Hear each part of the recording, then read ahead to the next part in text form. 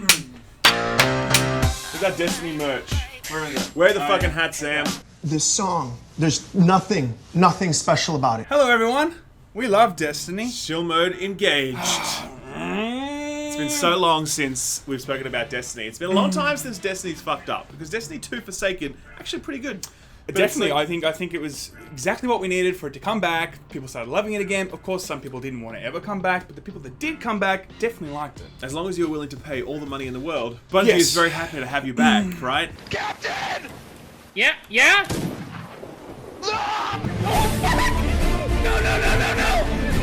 But it also seems like Bungie's a little bit addicted to fucking up. It's almost like Yeah. they're like, it's been, you know, they've been clean and sober for a few months. Totally. And now they're just like, man, it's been so long since my last fuck up, man. I really need another fuck up, man. Where's my next fuck up? So tempting. Excuse me.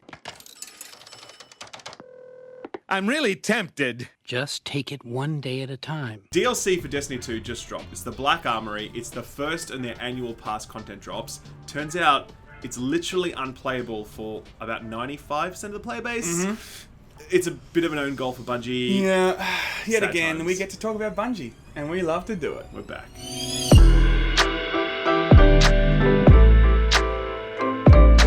So guys, you've already spent $50 on Forsaken, okay? It's pretty much buying a whole new game, really. Spending the money's worth of a whole new game. Ultimately, yes, but don't worry, Bungie's got your back, fam, okay? Now, you get to spend another $35 on an annual pass. True. So basically, the way it worked was Forsaken came out. We basically had to pay $50 for it. Fine. And then on top of that, Bungie had the Audacity, the very questionable judgment to charge an additional $35 for what they call their annual pass. Totally. Which basically consists of 3 micro DLC drops delivered over the next 12 months.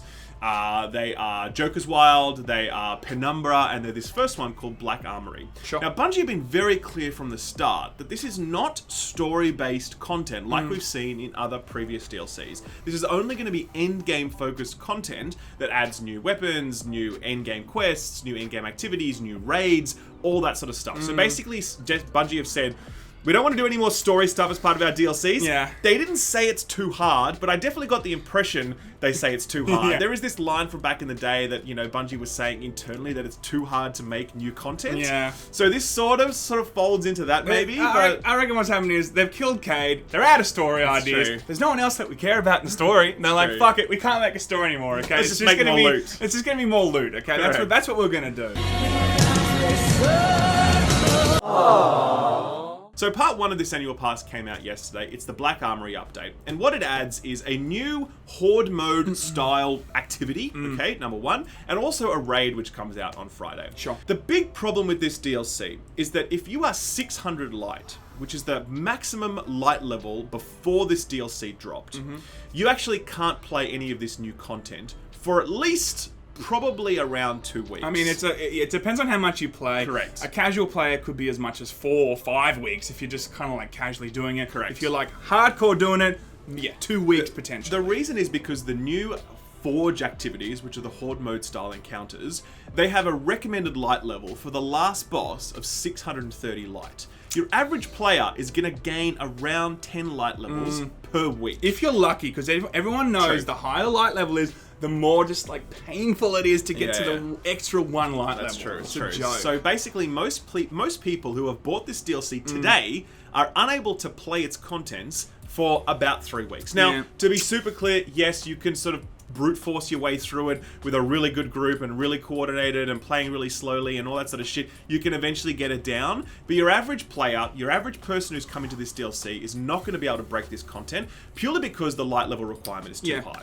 I think that sucks. Yeah, definitely. I think that if we look at other companies that have released DLC, it's a tried and tested method that if you introduce new DLC, allow all types of players to engage in that. Yeah, totally. If you look at World of Warcraft, for instance, sure, there was some really hardcore endgame raids at the same time. Every time we saw a new expansion or DLC, there was something for you to do, even if you weren't at that level yet. Correct. That's so important because the moment any customer makes a purchase, they need to feel like immediately they're getting value for that. Correct. And this That's is not exactly happening it. here. And it's a really silly decision because within the sort of structure of Black Armory, there are 4 different forges, okay, and they rotate weekly. It would have been really possible for Bungie to make the first forge available at 600 light and easily doable around that, so that people pay their money, they log in, they got something new and exciting to do, something to grind. It's like, yeah, cool. Totally. Instead, what they've done is they've sort of tweaked it so that you can't do that for at least a few weeks. And that really fucking blows. Totally, and I wonder actually why they would go down this route. I feel like it would be something along the lines of they want to make sure that they prolong the DLC as long as they can, so they have a bit more time for the next one.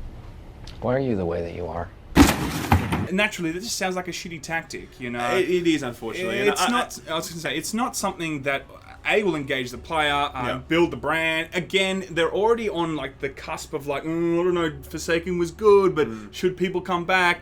Doing this kind of stuff does not build the brand. Correct. I mean, look, I think it's too early to judge this DLC. A lot of people are just fucking raging and going absolutely apeshit about this. And I can understand that because if you're a paying customer, you want to be able to experience new shit straight away. You don't want to have to grind through. And this is something we haven't really said. To be able to get to the point where you can actually play this new content, you need to grind old content for about the next 3 to 4 weeks. Totally. And that's if you're 600 light, which most people aren't. Most people probably put the game down at around 570 light. They might have got a bit bored looking. They wanted to play some Fallout 76, you know? Good They want to jump onto that shit. We don't make mistakes. We have happy accidents. So most people now have about a 4, 5, potentially 6 weeks grind ahead of them. Totally. Playing old content before they can get up to this. And that's just straight up bad design. And for me personally, I'm willing to hold out judgment on whether or not this overall DLC is going to be good. But absolutely, unquestionably, it was a fucking garbage decision for Bungie to decide to lock all this shit away so that you can't play it at all once you pay for it. Yeah, and the shame, the whole shame about this is, it could be really fantastic DLC, but you're immediately putting a really bad taste in the consumer's mouth, you know, because they're going to feel like they've paid for something, they're not getting it for another 5 or 6 weeks, they finally get to it, and sure, they might, you know, feel a sense of pride and accomplishment for getting there. EA. But it's going to ultimately annoy the customer so much, and it's not going to set them up for you know, it's not going to set Bungie up for the next DLC in a good stead. The other part of this DLC is going to be a raid. The raid comes out this Friday, and it's probably going to have a recommended light level of about 640 light. Another thing that people complain about with this DLC is that it's really designed for the hardcore, and releasing the raid at this point, when so many people are so far away from that, really does enforce the idea that this is designed for the hardcore. Everyone is going to look on at the sort of hardcore streamers and whatever as they beat this raid first, because they just brute force their way through it. You know, the first guild, the first clan to beat Destiny 2's Last Wish raid, they did so after 18 straight hours of raid. No, 24 hours of raiding, I think it was. I think it was actually 24 hours straight of raiding, right? Ralph has done 40 hours of Warcraft once, okay? So he is just as bad. I'm an adult virgin. But my point is that, like, you look at that, and if only those people can beat that content or even access that content, it really makes everyone else feel like, oh, that's not for me, you know? And it would have been far better if they'd released that raid a little bit later, or if they had allowed us to level up first so that we can all do that raid together. Rather than just look at all those streamers and shit and think, well, I could never do that, I'm gonna have to wait weeks for that. Everyone gets an even footing at the beginning of that race. Everyone gets to enjoy that content together. I think also that it could have been a tiered system, you know, allow that hardcore experience at the same time, release something that maybe is not so hard. Totally. And of course it doesn't give, you know, as good loot. There's all sorts of ways that they could have kind of attacked that problem, that people can experience it at the same time. They're not getting the rewards that the hardcore players have put those hours in, and they deserve those rewards. But at the end of the day, I think I come back to the point that I made in my initial review of Destiny 2 Forsaken, and before that even, we should not be paying for this content. Like, we already paid for Destiny 2, which was just a shittier version of Destiny 1. We paid for Forsaken, which is almost the price of a full game. Totally. Okay? Now we're being asked to pay even more money for these micro DLC drops. And if we're talking about a horde mode style encounter, okay, fine, I've watched some videos of it. It doesn't look particularly interesting, to be honest. Now, the raid, okay, cool. Maybe it's the greatest raid ever. It could well be fantastic. That's great. I can't wait for I can't wait for his review. It's the greatest raid ever. It could be, though. It honestly could be. But at the end of the day, like, we've had a shitty experience with Destiny 2. Like, we really deserve a bit more goodwill than we're being extended here from Bungie. We've paid for Destiny 2, we've paid for Forsaken. I don't believe we should need to pay for these micro DLC drops. We've paid enough fucking money already. Totally. Just give us this stuff for free. Everyone would be happy then, and then we could focus on the next major DLC drop, which will be out in September time. I think it's really a question of how long does Bungie need to, repair the brand per se before they can really then start asking for money again. Yeah. I don't think they're at that point They're yet. not at that point yet. No way. The previous 2 DLCs before Forsaken was, were terrible. Garbage. Forsaken was fantastic, great. It's on the right track. But, We paid for that, man. Exactly. And a lot of people are like as well, they're like, dude, you just want free stuff. Of course, Bungie are a business, they have to make money. It's like, they've already made money, man.